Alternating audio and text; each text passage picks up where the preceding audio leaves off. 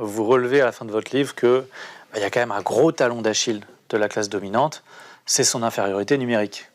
Donc c'est évidemment l'atout majeur que le peuple a à sa disposition pour renverser la table en quelque sorte. Mais l'écueil du peuple, c'est sa division. Comment on fait pour unir le peuple? C'est la grande question. Déjà, bon, c'est une question historique. Il y a eu des réponses théoriques différentes. La réponse du marxisme, ça a été de dire notre expérience collective, c'est l'aliénation, c'est l'exploitation au travail.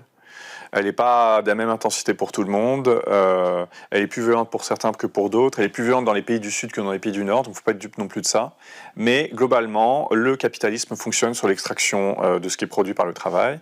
Et puis, je pense qu'il faut rajouter aussi l'extraction de nos besoins. Donc voilà, se nourrit de nos besoins en santé, nos besoins en logement, pour prendre que ces deux exemples. Donc en fait, notre expérience commune, c'est de subir des parasites. Voilà. Moi, c'est le titre de mon précédent livre, mais j'assume ce terme, pas de façon provocatrice, c'est pas une insulte, c'est un descriptif biologique. C'est des gens qui se nourrissent de nos besoins, sans tous nous tuer, ils en tuent certains, pour s'enrichir et continuer à reproduire leur existence en tant que classe sociale. Et donc je pense que ça, c'est quand même une très forte expérience collective.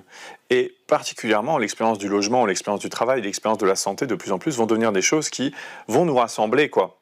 Et moi, je pense moi, ma quête, un peu ce qu'on essaie de faire à Frustration Magazine, c'est à la fois de trouver ces dénominateurs communs-là, enfin, le trouver, on les a pas inventés, hein, on n'est pas les premiers à le dire, mais en tout cas de les mettre en avant, tout en n'étant pas dupe du fait qu'il y a des différences entre nous, qu'il y a des rapports de domination entre nous, il y a des hommes, il y a des femmes, évidemment.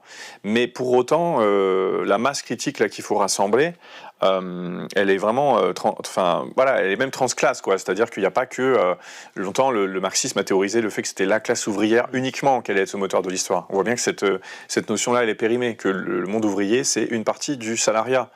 Donc, il y aurait beaucoup de choses à faire de ce côté-là.